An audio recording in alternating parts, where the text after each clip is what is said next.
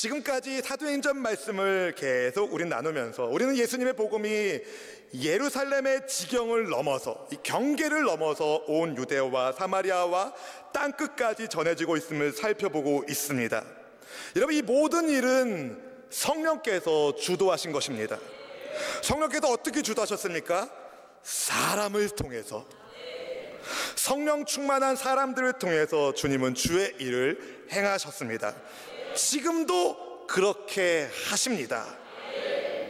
왜 성령께서 성령 충만한 사람들을 통하여 주의 일을 이루신 것이 왜 중요할까요? 그게 우리랑 무슨 상관이 있겠습니까? 하나님은 여러분 한 분 한 분을 성령 충만하게 하셔서 하나님의 일을 하기를 원하십니다. 여러분 때문에 하나님 나라가 확장되기를 원하십니다. 여러분 한 사람 한 사람 모두가 성령 충만해서 주님의 복음이 안 미치는 곳이 없기를 주님이 원하십니다. 왜 그렇겠습니까? 복음이 전해지는 곳에 생명의 역사가 나타나기 때문이죠. 여러분 때문에 가정이 살고, 아멘.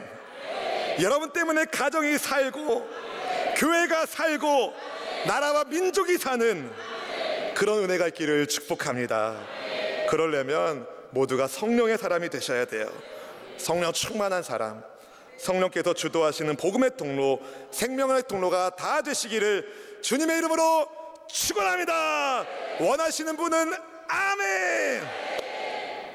가이사랴 빌립 집사님의 집에서 며칠을 머물렀던 바울과 그의 일행들이 드디어 예루살렘으로 가는 마지막 여정을 시작합니다. 가이사랴에서 예루살렘까지는 대략 이틀 정도 걸리는 길입니다. 그런데 그때 그들과 함께했던 사람 가운데 나손이란 인물이 있었어요. 나손을 성경은 이렇게 소개하죠. 오랜 제자 구브로 사람 나손. 본문 16절 말씀을 우리 같이 한번 읽어보겠습니다. 16절 말씀입니다. 가이사랴에 몇 제자가 함께 가며 한 오랜 제자 구브로 사람 나손을 데리고 가니 이는 우리가 그의 집에 머물려 함이라. 아멘. 이 짧은 구절 안에 나손이 어떤 사람인지 몇 가지 정보가 보여요. 먼저 그는 오래전에 예수님의 제자가 된 사람입니다. 그가 언제 어떻게 해서 예수님의 제자가 되었는지 정확하게 알 수 없지만 그는 신앙의 연륜이 깊은 사람이었어요. 그는 바울의 일행들이 머물 장소로 자기 집을 제공했습니다. 한두 사람 정도가 아닌 여러 사람이, 꽤 많은 사람들이 그의 집에 머물 수 있을 만큼 나손의 집이 컸다는 것을 생각해 볼 수 있죠. 근데 여러분, 그는 집만 큰 사람이 아닙니다. 그는 마음이 큰 사람이었어요. 전 여러분이 마음 크신 분 되길 축복합니다. 생각해 보세요. 여러분, 나손이 우리 집으로 모시겠습니다 하지 않았어요. 사실은 가이사랴의 몇몇 제자들이 나손에게 말하는 거예요. 형님, 바울과 그의 일행들이 좀 머물 수 있도록 형님 집을 좀 제공해 주세요. 그때 나손이 아니 왜 하필 우리 집이냐고, 니네 집에서 하자고, 우리 집 안 된다고, 너희 집에 모시라고 그렇게 말하지 않았습니다. 그는 선교사 일행을 기꺼운 마음으로 자기 집으로 데려갔어요. 이것을 볼 때 나손은 섬김이 몸에 밴 사람입니다.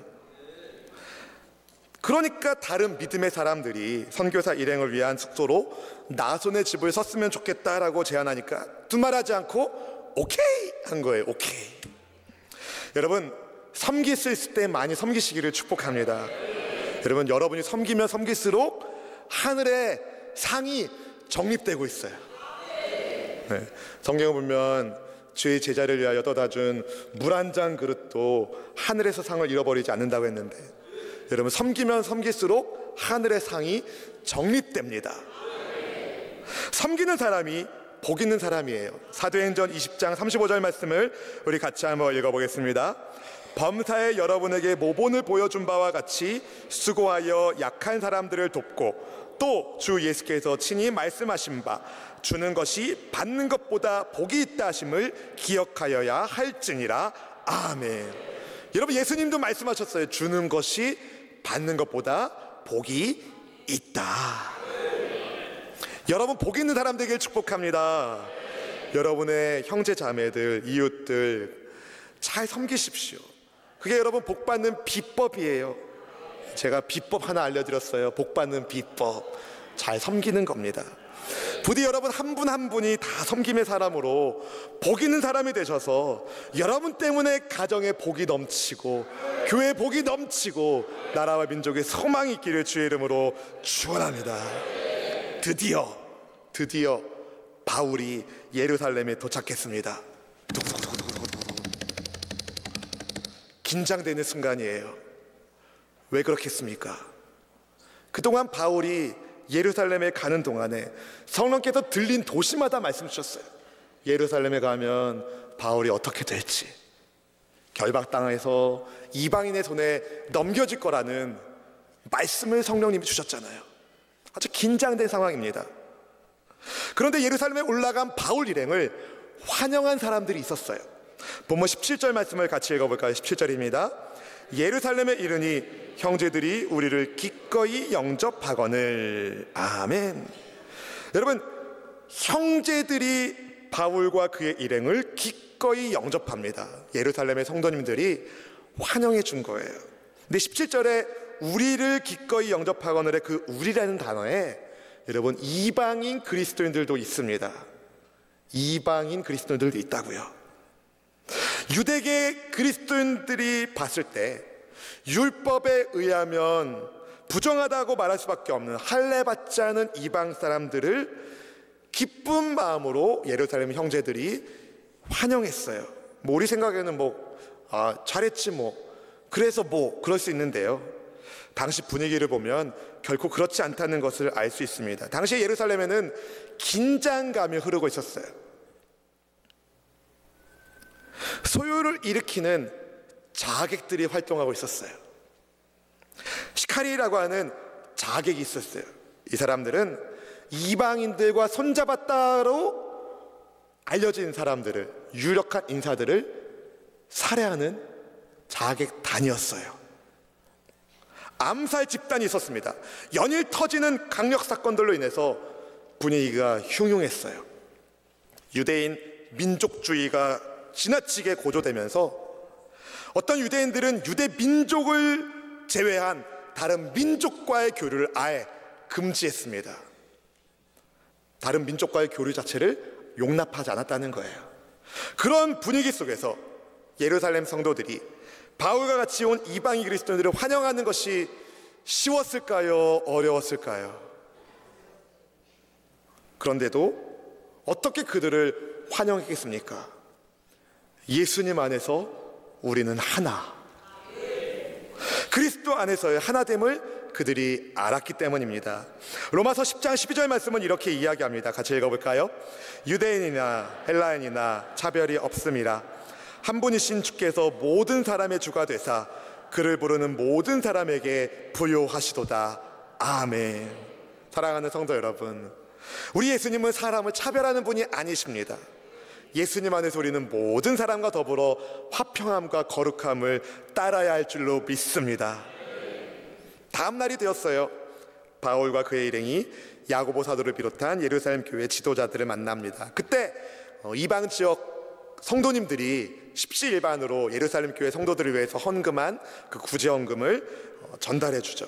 사랑을 담은 구제헌금을 예루살렘 교회에 전달해주고, 그러면서 이방인들 가운데 하나님께서 행하신 놀라운 일들에 대해서 바울이 아주 낱낱이 자세히 보고를 했어요. 본문 19절 말씀을 같이 읽어봅시다. 19절입니다. 바울이 무난하고 하나님이 자기의 사역으로 말미암아 이방 가운데서 하신 일을 낱낱이 말하니. 무엇을 말했을까요? 에베소의 제자들에게 성령이 임하신 사건, 하나님께서 바울의 손을 통해서 더러운 악귀가 떠나가게 하시고 병자가 고침받게 하신 놀라운 기적들, 주술을 숭상하던 사람들이 값비싼 마술책, 주술책을 불사르고 영적 갱신이 일어났던 사건, 두란노 서원에서 복음을 증거하며 말씀을 가르치면서 수많은 아시아의 사람들이 예수님을 믿게 된 기적적인 사건, 그러다가 에베소에서 우상을 판매하던 사람들에 의하여 모함받았던 일들, 하나님의 도움으로 에베소의 소요 사건에서 벗어날 수 있었던 일, 그리고 예루살렘에 가는 길에 들렸던 드로아에서 졸다가 떨어져 죽은 유두고가 어떻게 살아났는지에 대해 등등등 바울은 자세히 나눕니다. 이 이야기를 들은 예루살렘 교회 리더들이 하나같이 어떻게 합니까? 하나님께 영광을 돌립니다. 본문 20절 상반절 말씀 같이 읽어볼까요? 그들이 듣고 하나님께 영광을 돌리고. 아멘.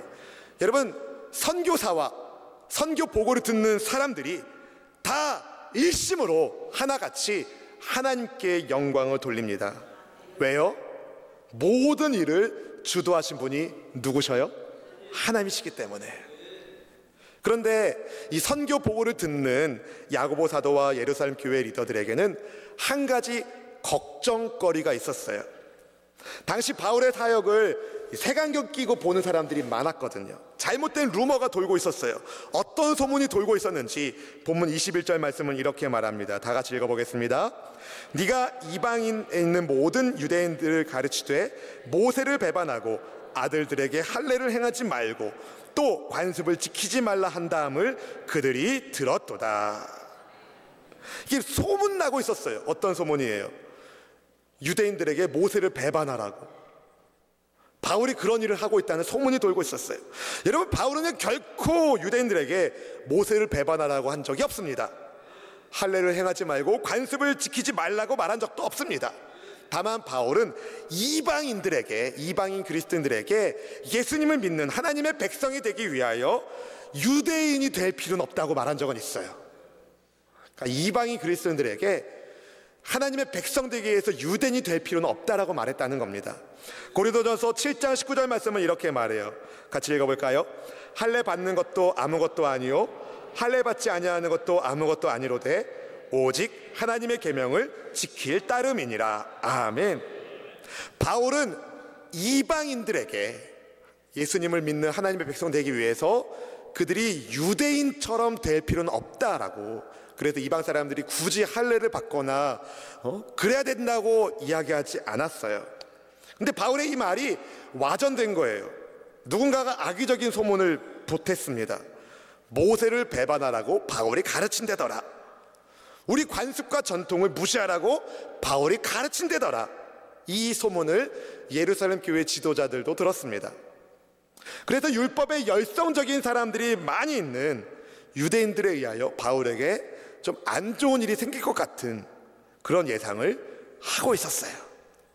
실제로 바울을 만나기 전까지 야고보를 비롯한 예루살렘 교회 지도자들도 반신반의했을 겁니다. 처음에 그런 소문 들었을 때는 에이 설마 바울이 그럴 리가, 에이 설마 그랬는데 이 소문이 계속 도는 거예요.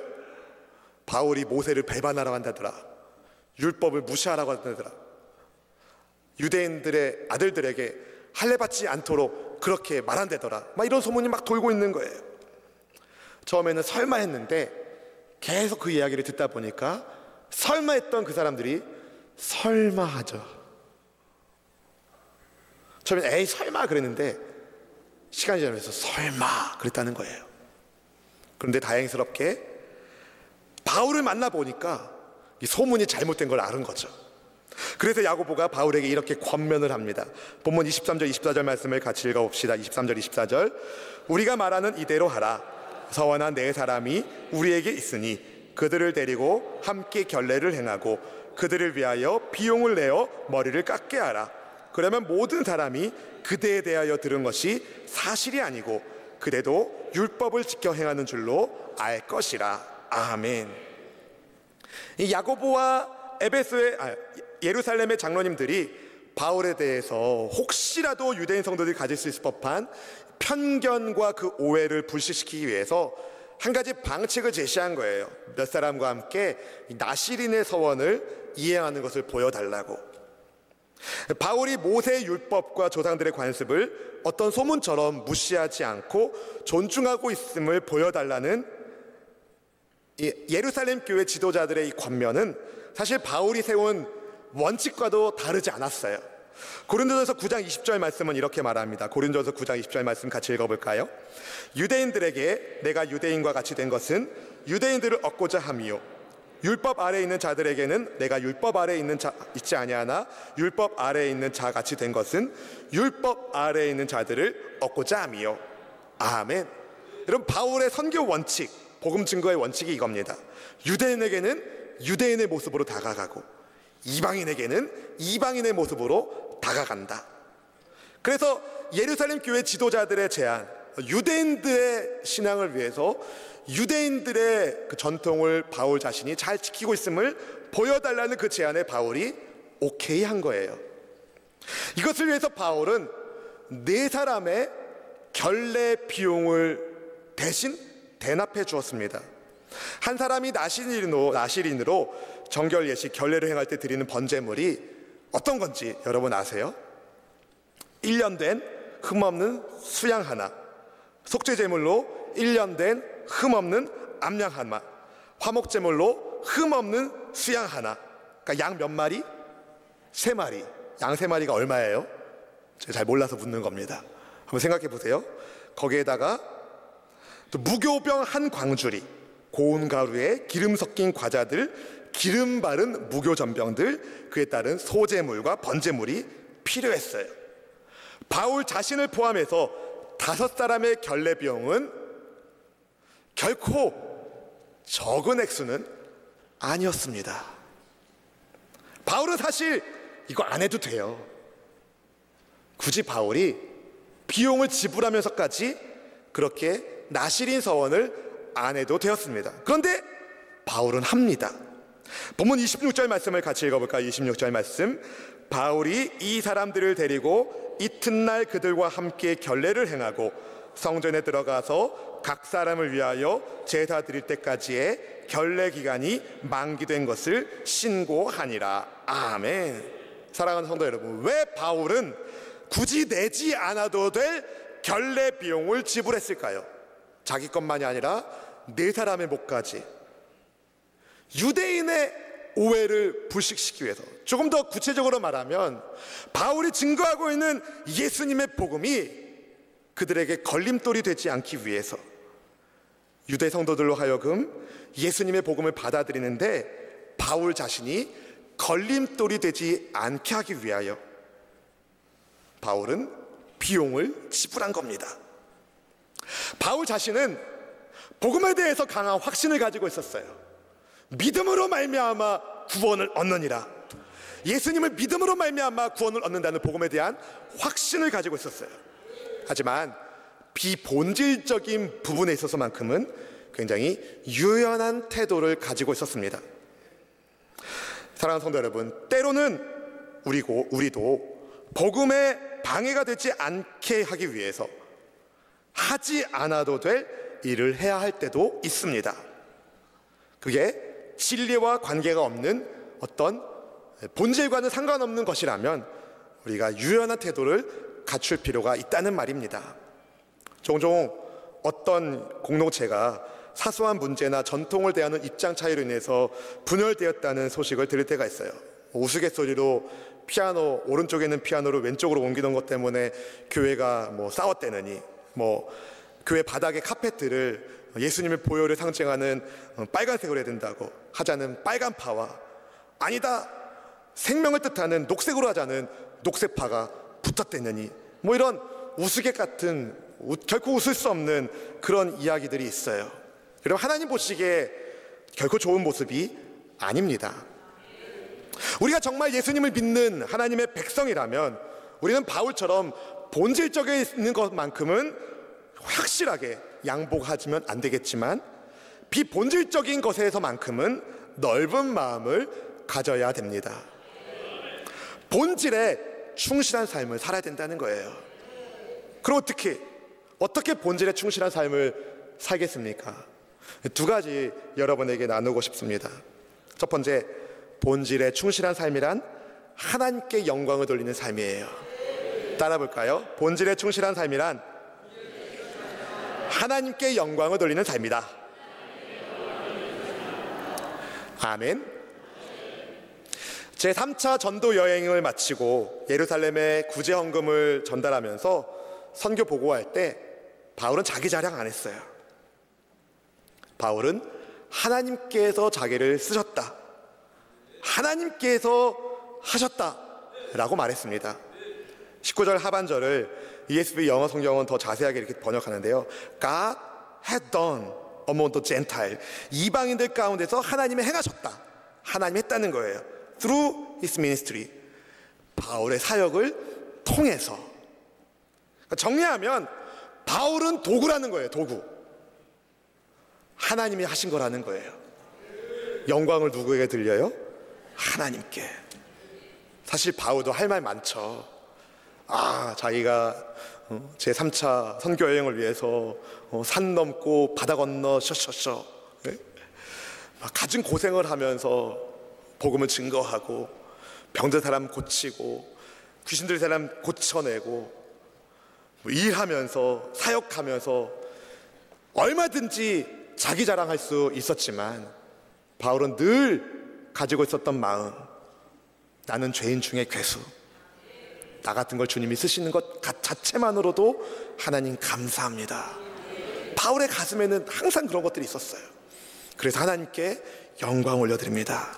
철저히 하나님께 영광을 돌려요. 여러분, 사랑하는 성도 여러분, 하나님께서 사람을 창조하신 목적 무엇 때문이겠습니까? 하나님께 영광 돌리게 하시려고. 이사야 43장 7절 말씀이 이렇게 말해요. 같이 읽어볼까요? 내 이름으로 불려지는 모든 자 곧 내가 내 영광을 위하여 창조한 자를 오게 하라. 그를 내가 지었고 그를 내가 만들었느니라. 아멘.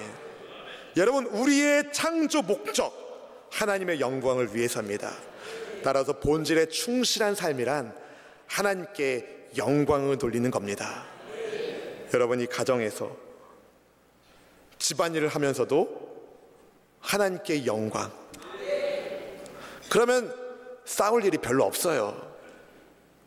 직장에서도 근무하면서도 하나님께 영광 돌리기 위해서 한다면, 그럼 하나님께서 그 직장을, 그 사업을 복 주시지 않겠습니까? 할렐루야. 신앙생활 당연히 하나님께 영광이지만 여러분, 우리의 일상의 삶 속에서도 무슨 일을 하든지 하나님께 영광을 돌리는 삶을 사십시오. 그것이 곧 본질에 충실한 삶입니다. 본질에 충실한 삶. 바라기는 여러분 모두가 본질에 충실한 삶으로 인하여 하나님이 영광 받으시고 또 주님께 영광 돌리는 여러분에게 하나님의 은혜의 복을 부어주셔서 하나님의 위대하심이 증거되는 은혜가 있기를 주의 이름으로 축원합니다. 축원합니다. 무엇을 하든 주의 영광을 위하여. 아멘. 두 번째로 본질에 충실한 삶이란 걸림돌이 아닌 디딤돌이 되는 삶입니다. 디딤돌이 되는 삶. 이 본질에 충실한 삶이 걸림돌이 아니라 디딤돌이 되는 삶이라는 거예요. 이 고린도전서 10장 31절에 보면은요, 바울 사도가 고린도전서 10장 31절에 이렇게 말했어요. 먹든지 마시든지 무엇을 하든지 다 무엇을 위해서 하라? 하나님의 영광을 위해서 하라고 그래요. 조금 전에 제가 말씀드려서 첫 번째 하나님의 영광을 위한 삶 기억나시죠? 근데 31절 바로 뒤에 32절과 33절이 뭐라고 말하는지 한번 읽어봅시다. 같이 읽어볼까요? 유대인에게나 헬라인에게나 하나님의 교회에나 거치는 자가 되지 말고 나와 같이 모든 일에 모든 사람을 기쁘게 하여 자신의 유익을 구하지 아니하고 많은 사람의 유익을 구하여 그들로 구원을 받게 하라. 아멘. 놀랍지 않습니까?